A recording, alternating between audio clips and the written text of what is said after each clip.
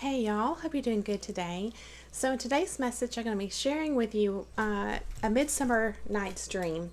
And I have to catch myself because I always want to say a Midsummer's Night Dream, but for some reason, I don't know. It's a Midsummer Night's Dream. And this is by Shakespeare. And I'm actually not going to be reading the story word for word. I'll be sharing excerpts with you all, but it's from the version written by Charles and Mary Lamb, or edited rather by Charles and Mary Lamb. And it's from 1915. So this story, I'm gonna be honest with you all. This is my third time trying to film, and I'm trying to figure out why this is so difficult for me. I don't know if I'm just scatterbrained today, frazzled. I'm not sure what the problem is, but or maybe I just haven't sat with it long enough for it to truly click and absorb and be, what do I call, maybe I haven't marinated in it long enough, but I feel like I have. It's just a matter of getting it out and sharing it with you all. It's just proving to be a challenge today. I don't know. Maybe the stars aren't aligned or something like that. I have no idea, but we're going to try again. So this is the third time. Let's see what happens. Okay, so I'm going to be summarizing a large part of this story. I will share excerpts here and there like I was saying with you all, but let me go ahead and just kind of give you guys the general plot of the story. So it's involving these four young people. Okay, you've got Hermia, I'm not sure on the pronunciation, but she is the daughter of Aegeus, or Aegeus. It's Egeus, okay? He's described as an old man who is actually trying to talk the Duke of Athens into implementing this law against his daughter, okay? And the law is that, and we're going to read about this, but in the city of Athens, they have this law in this story that daughters must marry whom their fathers choose. If not, they can be put to death. And it goes on to share that, nobody really ever asks for this law to be implemented against their daughters, but this one man does. He really, really wants his daughter, Hermia, to marry Demetrius. Okay. Now, Hermia has a friend named Helena, and Helena is in love with Demetrius. And Demetrius has shared his love for her in the past. So there's this conflict here. And also, furthermore, Aegeus' daughter, Hermia, she is in love with another man anyway. Lysander, right? Or Lysander. And so she's trying to figure out, like, what do I do? Time's running out. I'm going to be put to death. And I don't want to die, but I don't want to marry this man that my father has chosen and is trying to force me to marry. What do I do? So her true love, Lysander, right? He has an aunt who lives outside of the jurisdiction of this law. And so his plan is that if they could just make it through the woods to his aunt's house, then they'll be safe. They can live happily ever after, get married and all this stuff, right? So she agrees to that. And she only tells one person, which this is a lesson for us, right? And yet, again, I'm reminded of Romans 8:28, how God works all things. So we'll kind of see how that plays a part here. But she only tells one person about her plan, and that's her friend Helena. And Helena makes the decision, and it let me see if I can find it here. So here's what happens when she tells Helena. It says, Helena, as maidens will do foolish things for love, very ungenerously resolved to go and tell this to Demetrius, though she could hope no benefit from betraying her friend's secret, but the poor pleasure of following her faithless lover to the wood. For she knew that Demetrius would go in pursuit of Hermia. So that's what happens. So all four of these young people are going into the woods, right? And at the same time this is going down, you have another story going on about the different characters in the fairy kingdom. Okay, so again, we have these, I feel like, characters that are representative of the spirit world. And so you're seeing the story of the fairy king and queen play out as well, simultaneously with the story of the young people from Athens. And so you have Oberon, who is the king of the fairies, and you have Titania, who is the queen of the fairies. And Oberon is requesting that this orphaned, is he an elf? I can't remember. One of the children in the fairy kingdom has been orphaned, and he is trying to talk his wife, the queen of the fairies, into adopting him as his page, and she doesn't want to do it.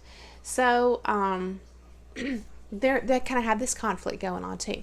Okay, so what winds up happening is there's this character called Puck. And I want to share with you all this little artwork too, by the way, before we get further into the story. It's kind of cool. So this is Puck. He is the trickster character in this story, and I think it's pretty cool. It's like he has bat wings here, right? So as you can see, he's kind of like pointing up, and I don't know if it'll focus on this, but it kind of looks like at his fingertip there's like a flame, and then a circular motion and some stars. There's like the moon here above this other wing and some stars coming down, but you have this full circle, which I think there's a lot of symbolism there too. But so he, as the trickster archetype in the story, he really kind of makes things happen.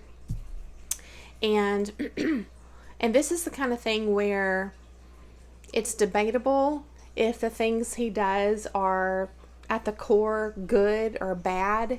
It's sort of like, and he even, we're going to talk about making mistakes too, because he does that. And this is not uncommon among these types of characters in fairy tales, right? So it's really interesting. And before I go further into the story, I want to share a little bit of background on these names, so that as we're going through the story, you can kind of be piecing together the meaning of the names and how that plays a part. So I pulled a lot of this from the online etymology dictionary, which is a great resource, and from time to time I like to drop the link down in the description for you all. I'll try to remember to do that for you all this time. But I also pulled information just off of Britannica and just Googling and all this too. So, alright, so Puck, this is from Britannica.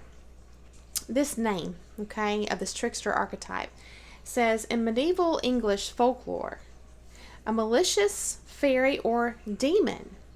In Elizabethan, I gotta figure. Okay, it's actually Elizabethan, okay? So it says, in Elizabethan lore, he was a mischievous brownie-like fairy, also called Robin Goodfellow or Hobgoblin. And I'm like, yeah, okay. Those seem totally like contrasting names, but whatever.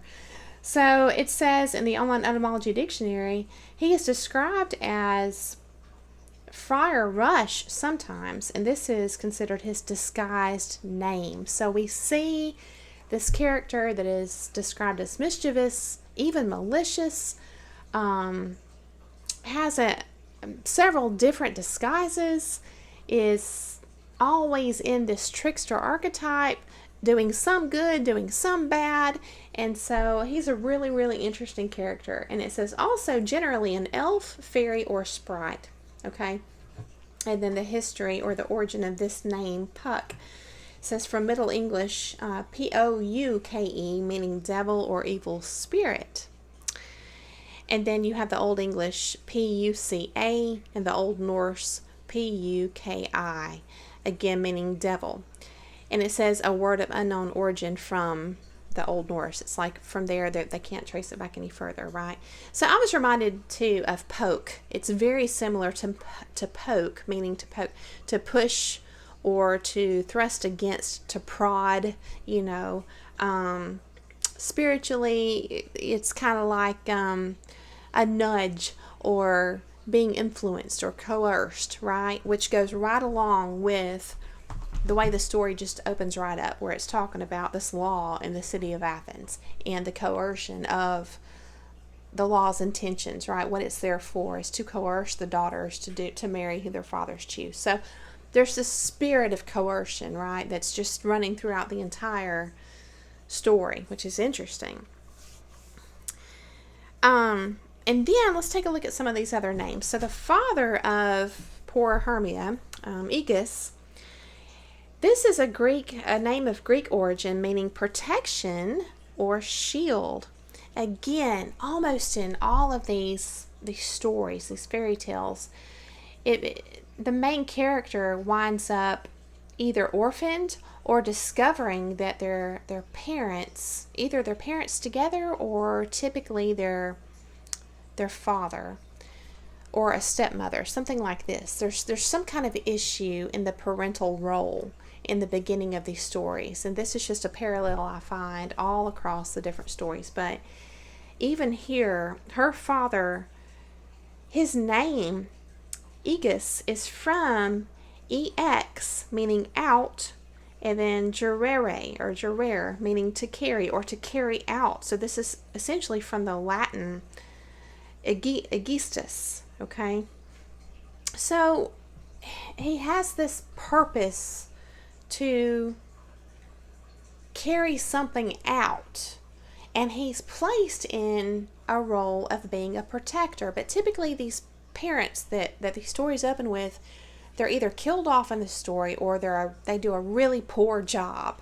They make a mistake, they're fooled by a devil character, and they sabotage their children's well-being, and then that sets the children off on the start of their journey or whatever it is. But this parent role in the beginning of these stories is typically faulty in some way or another. Really poor judgment usually, right?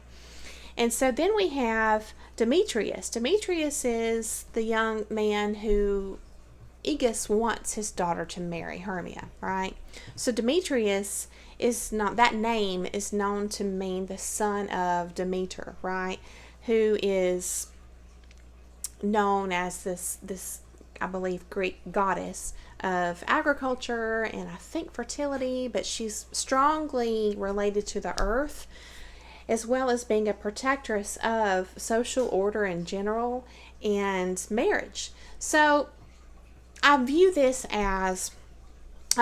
character as representing throughout the story law, like man's law, and commitment to man's law, and oaths, like we were talking about recently, so that's kind of how I see him.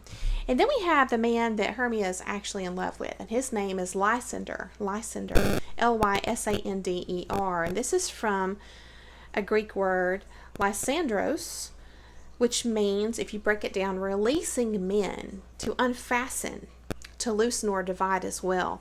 And this is of Greek origin as well, and it means liberator, right? So you might associate Lysander's name with freedom. So you have these two opposing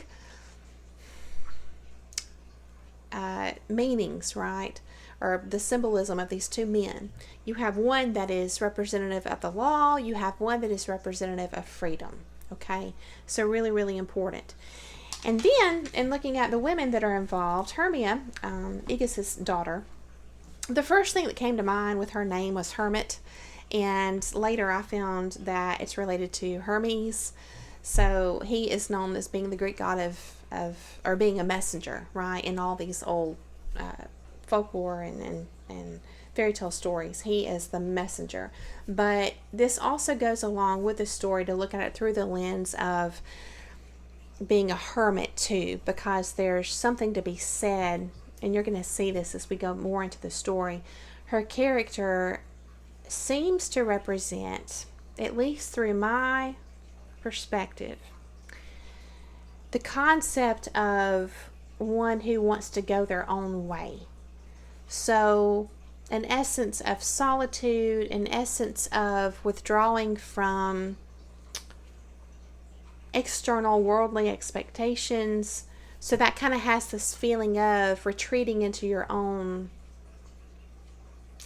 secret haven, such as a cave or like being a hermit. It's that same essence.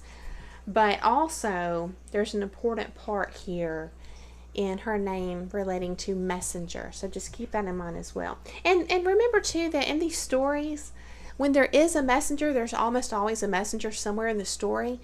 They're almost always sent from someone in authority, like a king, and they're sent on a mission with a message to go to somebody, and they're sent on this mission alone, almost always. And so, really interesting. Then we have Helena, which is from Helen, meaning light or the bright one.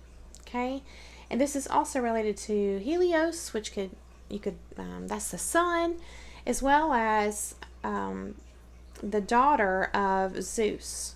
So she's representative of beauty as well. So if you're thinking about a beautiful bright light, and you're thinking about deception and the devil and things like that, this is how I see the two women opposed. I was talking earlier about the contrast between the two men, Demetrius and Lysander. Now we're going to look at the contrast between these two women. You have Hermia, who is more of a personal essence, a spiritual, a solitude, a spirit of solitude. Okay, and then you have Helena, who is bright. She is beautiful. So this will play a part into the story. I see Helena as being more like the worldly type character. So, in looking out at the hero's journey, which I can't help but find in these stories, it's just there. It's just there. So, in looking at that, again, Hermia's father, her dad, is the one that sets her off on this journey. So they take off through the woods, she and Lysander, trying to flee for her life, and so that they can be free, right? Which is what his name stands for, to make the choice of marrying one another. And then you have Demetrius, who, through my lens, represents the law. He's following very closely behind, and then you have Helena following behind him. Again, because Helena betrayed her friend and told the news to Demetrius. So they're all taken off through the woods, okay? And I mentioned the fairies that have their own little thing going on. And Puck is kind of like, I forget how he's described exactly in the story, but he's sort of like the sidekick or the main helper to the fairy king, right? And it says he loved mischief to his heart. And he was highly diverted with this intended frolic of his master. So Puck considers the king of the fairies, Oberon, to be his master, right? So he's like this mischievous little sprite or spirit or messenger. You might view Puck as also a messenger from the king of the fairies. Okay, because he does send him off on all these tasks. All right, so when you're looking at the hero's journey, Hermia, I would say, is the main character, and she is fleeing for her life. She was prompted to do so by her dad, who had really poor judgment, just like all these other stories. And then we see these fairies in the forest. They wind up being the helpers. And as a part of that, we have Puck playing a very important role. He is intending to help per the directives of Oberon, but he winds up making a mistake. And so that's an important part too. And we'll talk about it. And I would also, just as a reminder, in the hero's journey, once the characters enter into the dark forest, this is typically, or the cave, or they cross the river, or they're in a confusing land, a new land. They're not sure where they're going. Sometimes there's darkness, sometimes there's a heavy fog. There's a fog in this story that overlays and confuses everyone at some point. But this is all characteristics of the underworld, what's called the underworld in these stories. And so that's what's going on here. Once these four young people have entered into the fairyland, essentially, in the forest. And so there's a lot that goes down here. We're going to talk about it. And then there are spells placed and broken within their time in the underworld, and then they start to emerge back to the topside world or the surface world, and things are made right. So that's the essential story, and then we're going to dive into the details next. So let's take a look at what the quarrel is between the fairy king and queen, and we'll open with that because they have their own issues going on at the same time as these four young people, right? So it says, between this little king and queen of sprites, there happened at this time a sad disagreement. They never met by moonlight in the shady walks of this pleasant wood, but they were quarreling till all their fairy elves would creep into acorn cups and hide themselves for fear. The cause of this unhappy disagreement was Titania's refusing to give Oberon a little changeling boy, whose mother had been Titania's friend, and upon her death the fairy queen stole the child from its nurse and brought him up in the woods. So he's trying to talk his wife, the fairy queen, into giving him the kid to be his page, okay? And she won't do it. So what he does is he calls on Puck, right? And he says, "Come hither, Puck," said Oberon to his little merry wanderer of the night. "Fetch me the flower which maids call love in idleness. The juice of that little purple flower laid on the eyelids of those who sleep will make them, when they awake, dote on the first thing they see. Some of the juice of that flower I will drop on the eyelids of my Titania when she is asleep, and the first thing she looks upon when she opens her eyes she will fall in love with, even though it be a lion or a bear or a meddling monkey or a busy ape.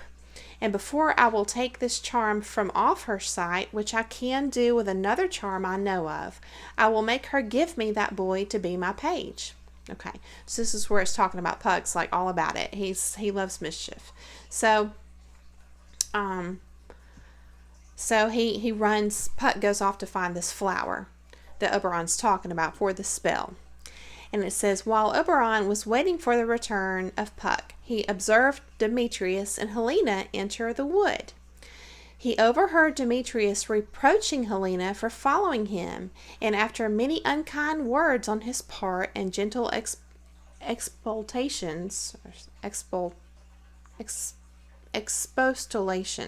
I don't know, I'll drop it here, from Helena, reminding him of his former love and professions of true faith to her, he left her, as he said, to the mercy of the wild beasts, and she ran after him as swiftly as she could.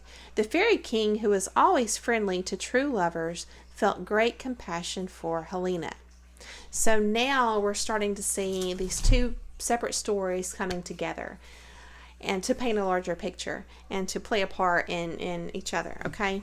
So it says, when Puck returned with the little purple flower, Oberon said to his favorite, "Take a part of this flower.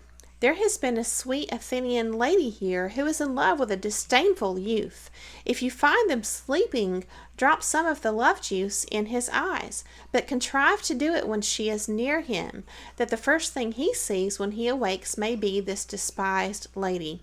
You will know the man by the Athenian garments which he wears." Okay, so he's now, Oberon's now wanting to work the same spell on Demetrius to resolve the issue between him and Helena, okay? And so, so Puck goes out into the woods, okay, and he's looking for Demetrius. And instead, he finds Lysander because he's sleeping and he's dressed in pretty much the same type of garments that Oberon described Demetrius was wearing. So he just assumed this was Demetrius, but really it was Lysander, okay? He's sleeping. And so it says, here they were found by Puck, and he's talking about Lysander and Hermia, okay? He just assumes it's the other couple. Here they were found by Puck, who, seeing a handsome young man asleep and perceiving that his clothes were made in the Athenian fashion, and that a pretty lady was sleeping near him, concluded that this must be the Athenian maid and her disdainful lover, whom Oberon had sent him to seek. And he naturally enough conjectured that, as they were alone together, she must be the first thing he would see when he awoke. So without more ado, he proceeded to pour some of the juice of the little purple flower into his eyes. And then it says, but it so fell out that Helena came that way. Okay, so here comes Helena up on Hermia and Lysander. Okay. And instead of Hermia, Helena was the first object that Lysander beheld when he opened his eyes. And strange to relate, so powerful was the love charm, all his love for Hermia vanished away, and Lysander fell in love with Helena. So now it's a big mess. Which is always the result of these trickster archetypes, right? Okay. And so here's where we kind of look a little bit closer at Hermia. It says, when Hermia awoke, she was in a sad fright at finding herself alone. Okay, because you have now Lysander chasing after Helena. And it says, when Hermia awoke, she was in a sad fright at finding herself alone. She wandered about the wood, not knowing what was become of Lysander or which way to go seek for him. In the meantime, Demetrius, not being able to find Hermia and his rival Lysander, and fatigued with his fruitless search, was observed by Oberon fast asleep. Oberon had learnt by some questions he had asked of Puck that he had applied the love charm to the wrong person's eyes. And now, having found the person first intended, he touched the eyelids of the sleeping Demetrius with the love juice, and he instantly awoke, and the first thing he saw being Helena, he, as Lysander had done before, began to address love speeches to her. So now you have both of the men who are under this spell, and they're both very much in love with Helena. And then you have the hermit type role of Hermia over here, okay? So she's all alone. And Helena's like, what's going on? This, she's like, this has to be a joke. What are you all scheming against me? She's just making assumptions. She's trying to draw conclusions and say, all three of you must be playing this crazy, cruel joke on me. What's going on? And so it says, Hermia was as surprised as Helena. She knew not why Lysander and Demetrius, who both before loved her, were now become the lovers of Helena.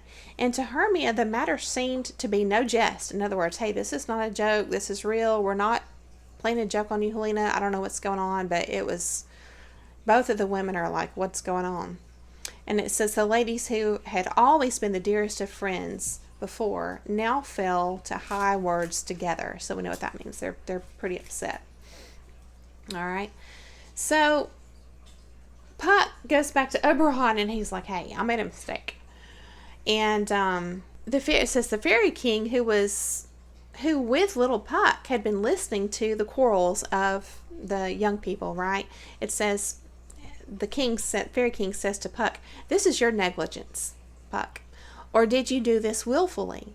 And he responds to the Fairy King and says, believe me, King of Shadows, answered Puck. It was a mistake.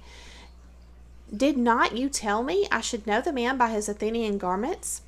However, I am not sorry that this happened, for I think their jangling makes excellent sport. So this is his mischievous nature coming out, right? You heard, said Oberon, that Demetrius and Lysander are gone to seek a convenient place to fight in. So now, the women are quarreling, and now the men are quarreling, and everybody's upset. And so Oberon says, I command you to overhang the night with a thick fog and lead these quarrelsome lovers so astray in the dark that they shall not be able to find each other.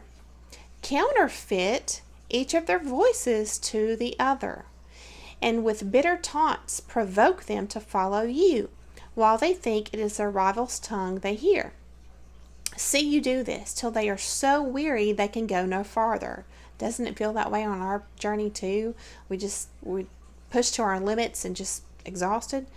And when you find they are asleep, drop the juice of this other flower into Lysander's eyes, and when he awakes, he will forget his new love for Helena and return to his old passion for Hermia.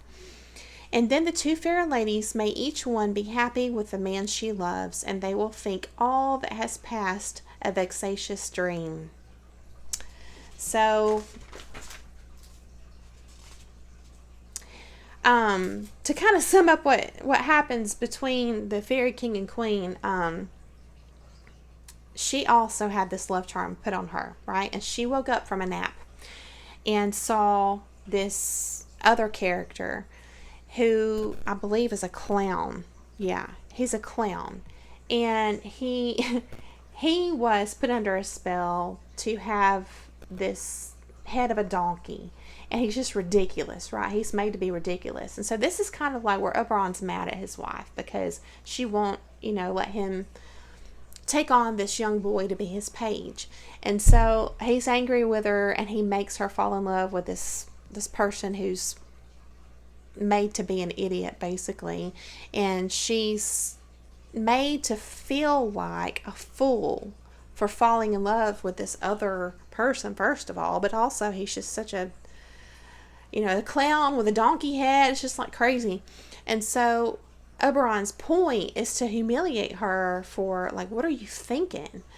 And so that she will not give credibility to her decision to not give the child up to Oberon to be his page, right? And she'll be like, yeah, you're right. What am I thinking? Here you go. Here's the kid. So this is really like gaslighting. This is where you're looking at these characters. Oberon, it says he loves true lovers. He wants the best for these young people from Athens, but yet, and he's got Puck, his sidekick, and he's like, hey, they're fighting. It's kind of a, it's fun to watch them, it's like a sport or whatever. And then you have him over here doing this to his wife. so they're all the characters in the fairyland, in the wooded forest, the underworld, whatever, they're all kind of like trickster archetypes. They have good qualities and bad qualities, and so it sort of like depends on the part of the story or what's going on that you're with them, and then sometimes you're like, I don't know about that, why'd you do that? So kind of interesting. But in the end, Titania agreed to give the king, the little boy, to be his page. So it says, Oberon, having thus obtained the little boy he had so long wished for to be his page, took pity on the disgraceful situation into which, by his merry contrivance, he had brought his Titania, and threw some of the juice of the other flower into her eyes. And the fairy queen immediately recovered her senses, and wondered at her late dotage, saying how she now loathed the sight of this strange monster, that she fell in love with, this clown with a donkey head. Oberon likewise took the ass's head from off the clown, and left him to finish his nap with his own fool's head upon his shoulders.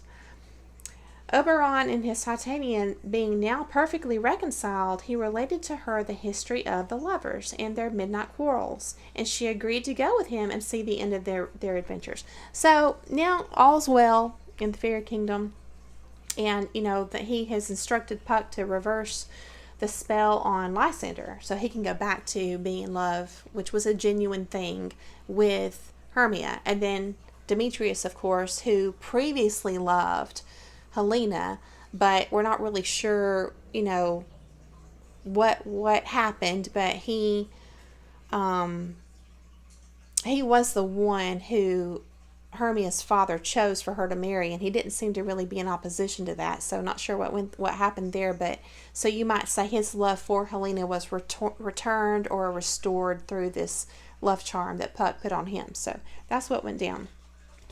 And then, of course, the father in the beginning of the story is brought back into the story, and it says, because everybody's reconciled, everybody's good, happy, cool now, all this stuff. So it says, when Aegus understood that Demetrius would now not marry his daughter, he no longer opposed her marriage with Lysander, but gave his consent that they should be wedded on the 4th day from that time, being the same day on which Hermia had been condemned to lose her life.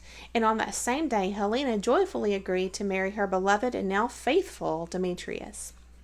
The fairy king and queen, who were invisible spectators of this reconciliation, and now saw the happy ending of the lovers' history, brought about through the good offices of Oberon, received so much pleasure that these kind spirits resolved to celebrate the approaching nuptials with sports and revels throughout their fairy kingdom. And then it ends with this. And now, if any are offended with the story of fairies and their pranks, as judging it incredible and strange, They have only to think that they have been asleep and dreaming, and that all these adventures were visions which they saw in their sleep. And I hope none of my readers will be so unreasonable as to be offended with a pretty harmless Midsummer Night's Dream. And that's the end of the story. So now we're going to take a look at the symbolism, at least through my lens. So again, the beginning of the story is typical. You have the parent that has very poor choices, Aegis, and he's trying to force something on his daughter that she's not in an agreement with. That sends her running off, through the woods, fleeing for her life, essentially. And this represents, remember that these characters in these stories often can represent, I'm not trying to speak for Shakespeare, but they can often represent our own journey in life. Whether you want to call that just our journey or our spiritual journey. I personally see a spiritual element in there, but these characters are typically personifications of different stages of our life, stages of our development, our journey. And so to me, this father in the beginning is representative of our poor judgment, our naivety, you might say. And so his intention, if you remember the meaning of the names, his intention was to get his daughter to marry Demetrius, who, remember, that name is from Demeter, who was the goddess or protectress of social order and marriage. So it's like a worldly type marriage, like he's trying to get his daughter to be bound by oath to the ways of the world, right? So she wanders off into the forest or the underworld and meets the spirit helpers. Talked all about that. And then you have this competition that goes down between Demetrius or the law and Lysander or freedom. And you have Helena again. Now what was interesting with her name, I talked about it meaning bright or the bright one or light. It also is related to a torch and specifically unrequited love. Now, if you think about in the Christian Bible, Satan is described as the false light. He's supposed to be Helena is beautiful, a beautiful angel of light, but he embodies everything that makes up deception, And so Helena is very much like that. And we know that people who are very worldly forever and never mature beyond that typically live a life of always striving, never satisfied. And so that's where this meaning of Helena's name being related to an unrequited love, it's like it's not returned. It's not, and that's what it is when you live worldly. All of the material things you can accumulate, as an example, you can love them, but they're never going to love you back. So it's never going to be a fulfilling way to live your life. And so, yes, that's how I saw that. And then, again, Lysander meaning liberation, right? Yes, so I put freedom to love and be committed to the messenger, not the false light. So you have the couple here of Demetrius and Helena, which is the law and the torch or unrequited love, the bright light, or I would say in this case the false light through the Christian lens, okay? In other words, the world can seem to promise us so much, but when it comes down to it, it's it's not going to fill that void. It's all smoke and mirrors. It's all just it's false. And then you have over here Lysander, and you have Hermia. And so you have Hermia, if you think of it as the messenger, and you have Lysander meaning freedom. You can either be led by your desires and in regards to the world and all of the worldly things and material things, and always seeking and feeling that unrequited aspect of living worldly, or you can experience freedom with regards to being led by an internal messenger. Does that make sense? It's kind of like, who's going to be in your driver's seat? Worldly desires or an internal messenger? That's how I see that.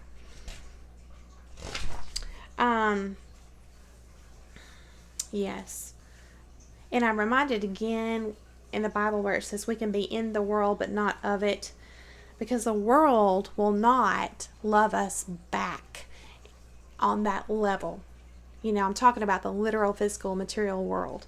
So, yes.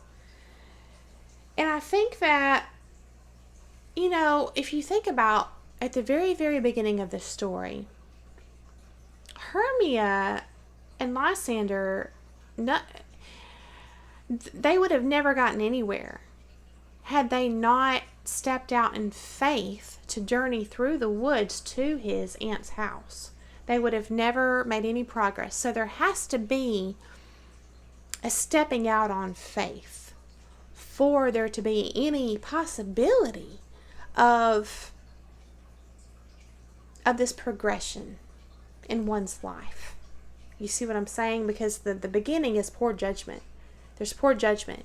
And it's kind of like, well, now what? You know what I mean? So there has to be an idea, minimum, and actions taken to step out on faith to bring this idea to fruition. And we see that it's not an easy task.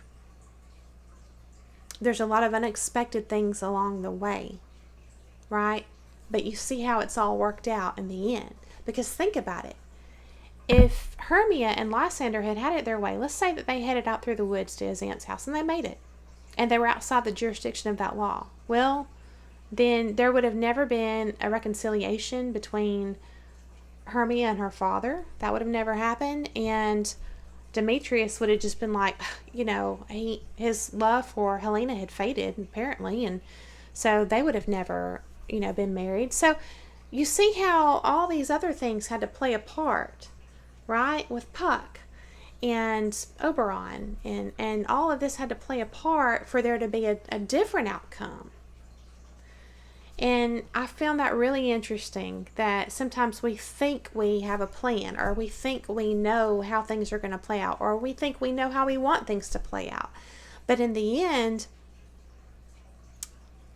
they work out the best possible way if we stay the course, if we can remain steadfast and be willing to go on, be a willing participant in these experiences. You see what I'm saying? And so it's a very encouraging story to me, and one of faith. I just feel a strong element of faith. And so I've already shared a lot of this with you all that I put in my notes here.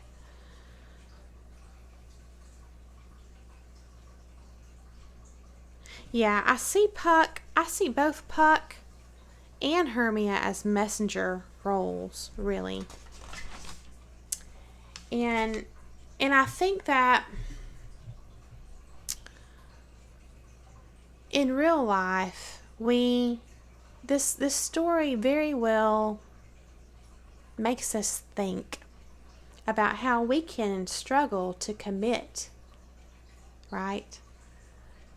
We can run from a commitment to the true messenger, our true destiny, which is inside our internal guiding light, or through the Christian lens, the Holy Spirit.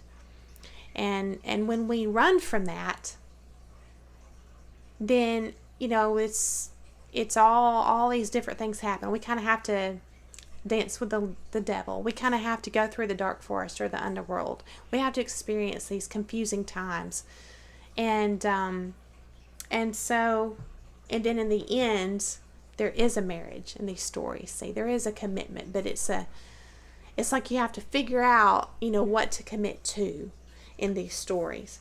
And so that's how I see this, and I hope you enjoyed it. I feel like there's a lot more to this story, and that's why I struggled to go ahead and present this now. And I may just do a second video on it on another layer, because I think that there could be, I feel like this story, is intricate as it is, could very well be two stories, and if you consider everything that went down with the fairy kingdom and all of their drama and the symbolism with the page, it's kind of like wanting to call in or bring in this very personal, you might say, messenger or apprentice to be with this king. It's like there was a request made for the page, see. And I feel like when relating the entire story to ourselves, that's essentially what it is. That we start out on a quest, but we're not really sure what for. And we're not, I think the first thing that's just readily available is the ways of the world. It's right there, ready to marry us. You know what I mean? And we're expected to just fall in line with these worldly expectations. And yet, if we stay the course, if we're willing to go on this journey truthfully and remain true to our true love, which Hermia did, if we can remain true to ourselves and follow this guidance, then we will reach a place of maturity where we will be reconciled with, or even gifted with, the true messenger. You see what I'm saying? But oftentimes we don't know how to recognize that or value it until we've already experienced all these trials and tribulations. So I would love to hear your thoughts on this, and I just thank you so much for coming along to hear the message. I hope that you have a beautiful day, and I'll see you again very soon.